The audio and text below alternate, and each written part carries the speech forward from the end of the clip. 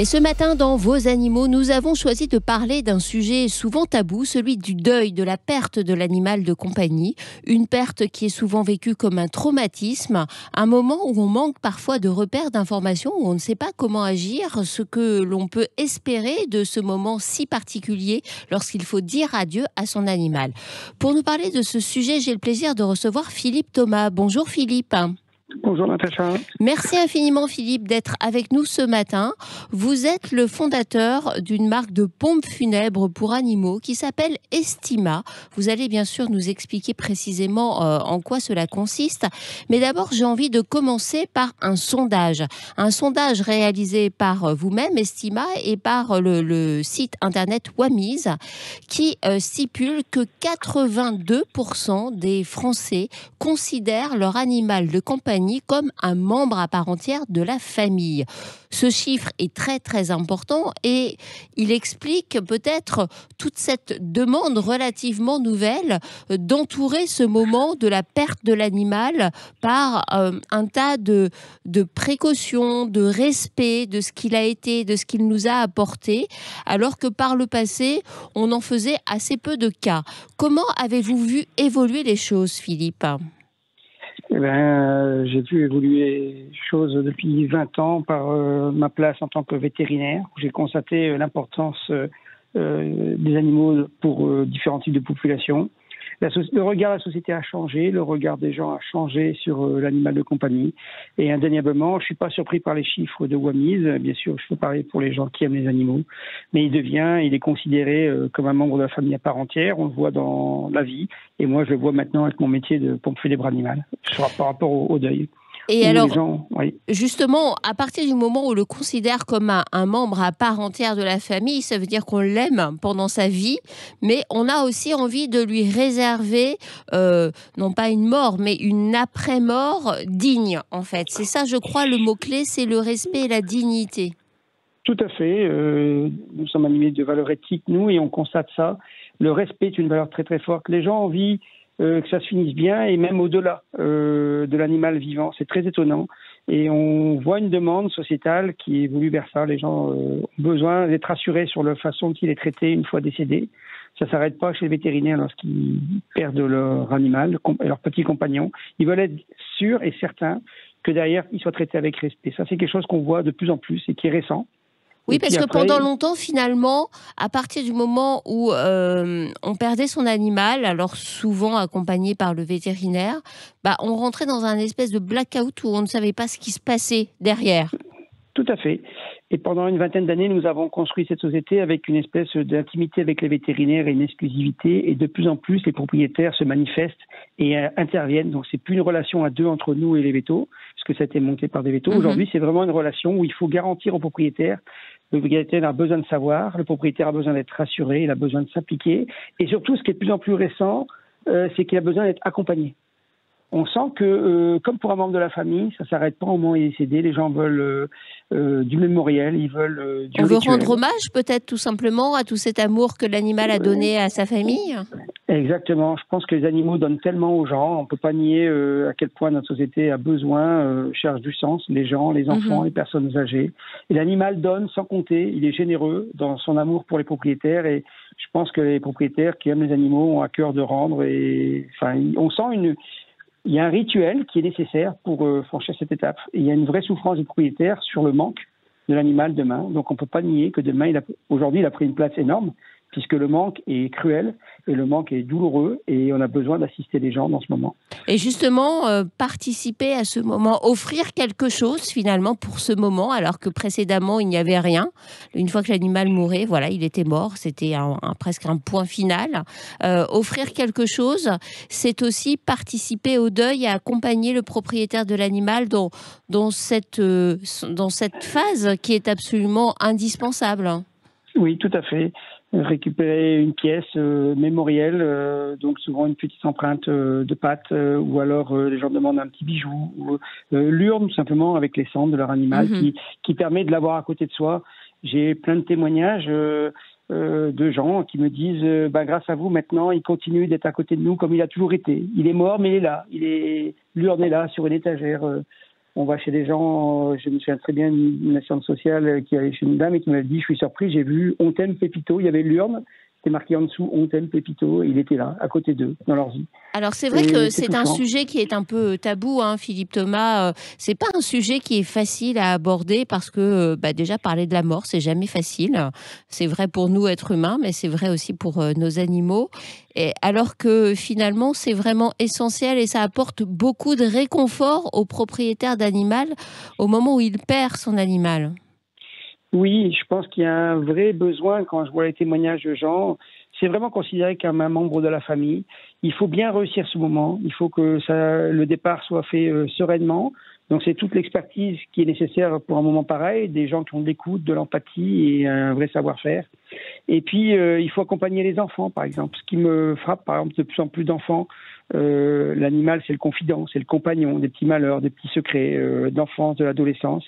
Et ben quand il part, c'est pas si simple, c'est pas anodin, et ça mérite d'être pris en considération par les adultes.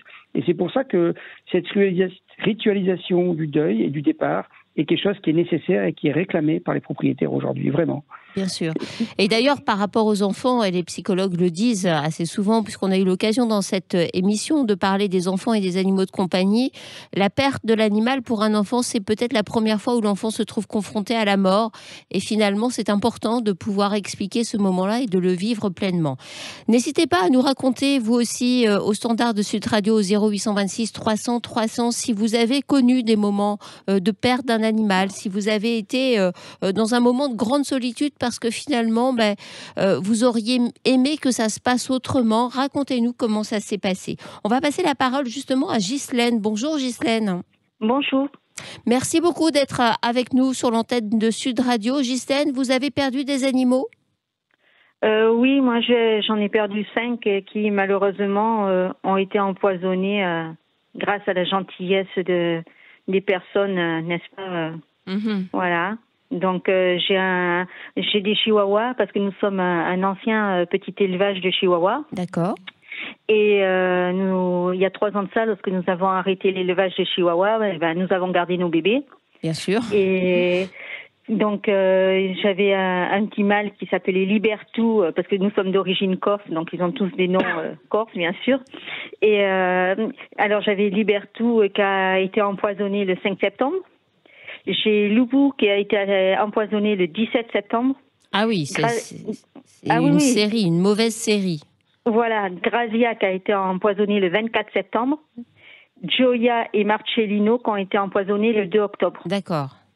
Donc voilà. Et comment vous avez vécu, alors en plus lorsqu'il s'agit d'un empoisonnement et vraisemblablement de malveillance, j'imagine que le traumatisme est encore plus fort. Oui. Qu'est-ce que vous avez fait pour vos animaux ? Vous les avez fait incinérer ? Comment ça s'est passé ?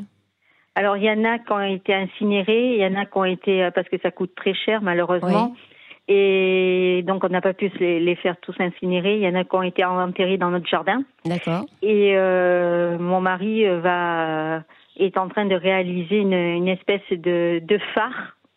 Parce que et il va mettre des petites lupiotes dedans qui vont représenter chaque animal. Voilà. Philippe Thomas, on a le droit d'enterrer son animal dans son jardin. C'est quoi la réglementation ? Non, nous n'avons pas le droit. Non, la réglementation, d'abord, beaucoup d'animaux vivent en ville maintenant. Bon, on l'a souvent, tous ceux qui ont eu des animaux ou qui en ont l'ont fait un jour, hein, mais bon. Tout à fait, et de toute façon, c'est encore très, très pratiqué. De toute façon, on sait qu'il y a à peu près 1,6 million d'animaux qui décèdent par an. Il n'y en a que la moitié qui passent par des services funéraires. Donc, il y en a quand même un grand nombre, autour de 800 000 à 1 million, qui finissent dans la nature. Donc, voilà. Mais normalement, on n'a pas le droit de le faire, effectivement. Tout à fait. Il y a des contraintes réglementaires fortes. Voilà. Ghislaine, est-ce que vous auriez aimé que ça se passe différemment, peut-être, ce moment d'adieu à vos animaux ? Déjà, oui, parce que ça a été tellement brutal que on le vit actuellement, on le vit toujours mal. Oui. Moi, il se passe pas un jour sans que je pleure ou mon mari, c'est pareil, ça lui fait très mal, mes filles aussi. Et bon, je sais que pour certains, ça peut paraître bizarre, mais nous, c'était des mamans en part entière. Moi, c'était mes bébés, mes enfants. Et donc, oui, moi, j'aurais aimé qu'ils soient tous incinérés. Malheureusement, comme je vous l'ai dit, mes moyens ne me permettent pas. Alors, vous parliez d'un problème lié au coût. Philippe Thomas, ça coûte quoi une incinération pour un animal, hein, pour un chien, un chat, on va dire? Chez nous, Estima, il existe différentes façons. Si vraiment on n'a pas beaucoup de sous et que la préoccupation, c'est surtout de s'assurer qu'ils soient traités correctement, on fait une crémation plurielle où ils sont ça veut dire à plusieurs, en fait, c'est ça? À plusieurs ensemble. Et c'est à peu près 60 € pour les propriétaires. C'est pas donné, mais ça reste abordable. Ensuite, si on veut récupérer les cendres et se contenter d'une urne standard et avoir un souvenir, c'est autour de 180 €. Donc là, effectivement, c'est un vrai budget pour beaucoup de Français. Et enfin, de plus en plus, ce qu'on voit, c'est que des gens qui demandent une cérémonie, demandent à se rendre sur un de nos centres, par exemple. Ils assistent une dernière fois, l'animal est préparé, ils le voient une dernière fois, et là, c'est 280 €. D'accord. Donc, ça commence à être un budget. Vous comprenez, Ghislaine, qu'aujourd'hui, on offre ce type de service pour les animaux de compagnie, c'est-à-dire, on entend Philippe Thomas qui va jusqu'à nous parler de cérémonie où on peut se recueillir devant l'animal. Oui, moi, tout à fait. Je comprends tout à fait. Et vous saviez que ça existait, que c'était possible en France? Oui, parce qu'on avait perdu notre chihuahua qui était âgé et nous l'avons fait incinérer. Donc, nous avons récupéré l'urne, tout ça. Et on nous avait proposé tous ces services. Mmh. Eh bien, merci beaucoup, Ghislaine, d'avoir pris le temps de témoigner sur l'antenne de Sud Radio. Merci pour votre témoignage et on vous souhaite bien sûr beaucoup de courage pour surmonter cette perte. Un autre témoignage, toujours au standard de Sud Radio, c'est Geneviève. Bonjour Geneviève. Bonjour. Geneviève, Bonjour, vous aussi, vous avez été confrontée à ce moment difficile? Oui, plusieurs fois, oui. Et comment vous avez vécu les choses? Comment ça s'est passé pour vous? Premièrement, moi, j'ai besoin que mon animal décède dans mes bras parce que je veux pas qu'il se sente abandonné. Puis j'ai pu le faire la majorité du temps. Là. Et puis ensuite, j'ai besoin d'un rituel funéraire. Moi, je l'ai fait incinérer. Oui. Et je fais toujours une crémation assistée. Ça veut dire quoi, une crémation assistée? Concrètement? C'est que on va sur place. Vous assistez en fait au moment. On va voir notre animal dans une petite pièce. Là, c'est tout chaleureux et il est recouvert jusqu'à la tête. Puis moi, c'est ma façon de lui faire mes adieux. Puis ça fait que je réalise pleinement que là, il n'est plus là. Est-ce que ça permet de mieux vivre finalement ce deuil et d'être là pour lui dire au revoir? Est-ce que ça rend moins malheureux après? Ça aide parce que c'est comme si on réalisait plus qu'il est vraiment parti. Mm-hmm. Puis c'est comme, moi j'ai l'impression de l'accompagner vraiment jusqu'au bout puis de boucler une boucle. Philippe Thomas, est-ce que finalement le témoignage de Geneviève correspond à ce que vous voyez dans vos structures avec justement ce besoin de dire au revoir et de boucler la boucle, comme nous dit Geneviève? Clairement, Geneviève, c'est exactement ce qu'on vit tous les jours. Nous, on reçoit de plus en plus de monde. Il y a 20 ans, j'aurais jamais imaginé ça. Et effectivement, les gens ont besoin de venir dire au revoir une dernière fois. Ils viennent en famille, ils viennent avec les enfants, ils parlent de leurs enfants. Il faut surtout pas rire de ce sujet. Je suis pas dans le jugement. Nous, on est là pour écouter ces gens qui ont une vraie peine, une vraie tendresse. Et quand je lis le livre d'or, ils se confient.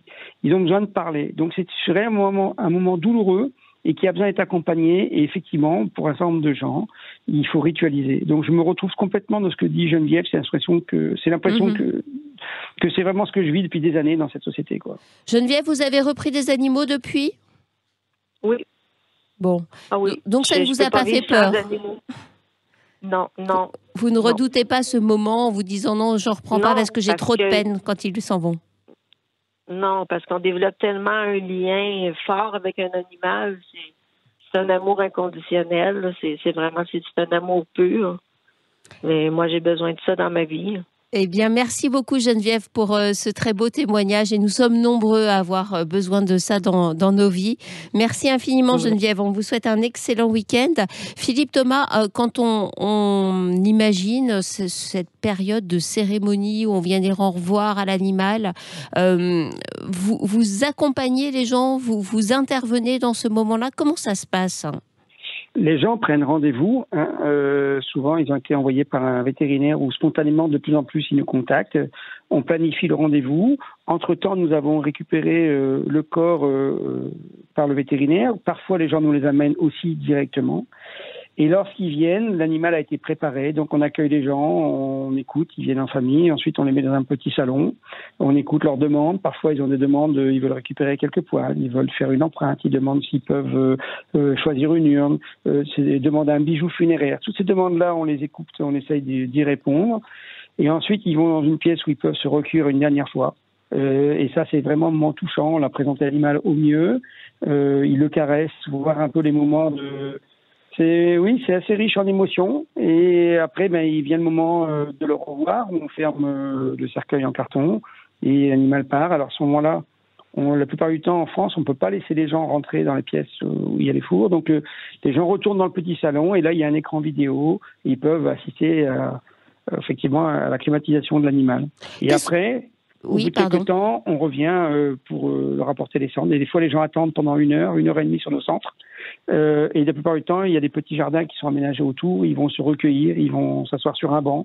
Les gens pleurent, les gens discutent, ils échangent. Et ça leur permet de faire cette étape de deuil. Voilà comment ça se passe. Qu'est-ce que vous répondez, Philippe Thomas, à des gens qui pourraient, là, en nous écoutant, se dire « mais c'est n'importe quoi de faire autant pour la perte d'un animal ».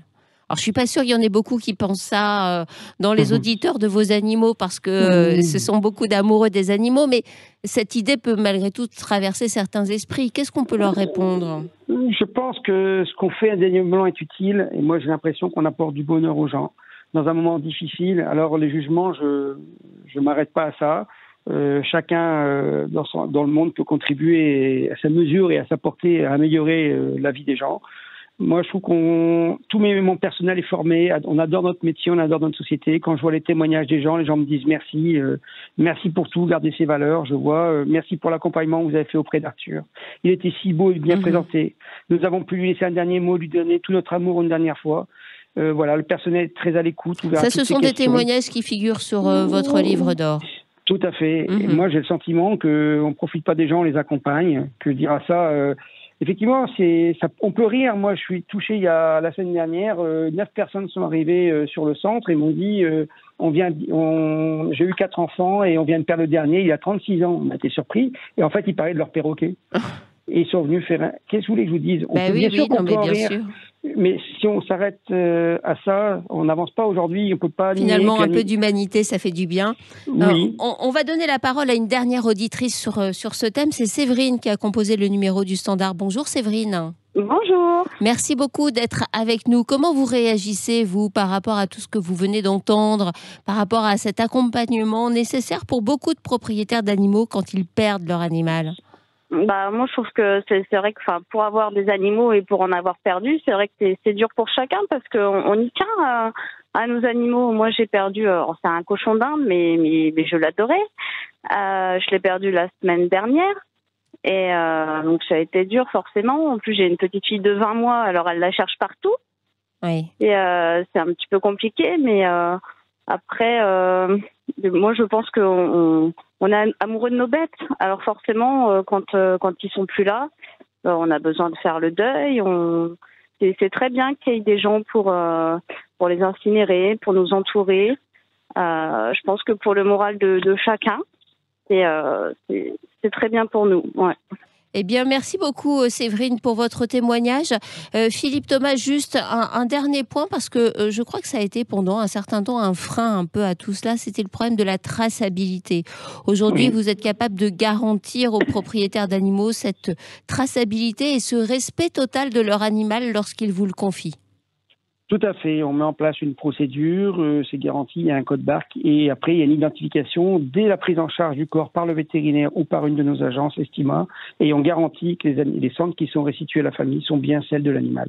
Il n'y a aucun risque. On est sur une démarche qualité. On y tient énormément puisque C'est une entreprise respectueuse et je pense que c'est important de rassurer les gens. Là-dessus, c'est vraiment important. On ne peut pas rire avec ce sujet. Les gens ont besoin d'être rassurés. Les gens sont en détresse. C'est douloureux pour eux.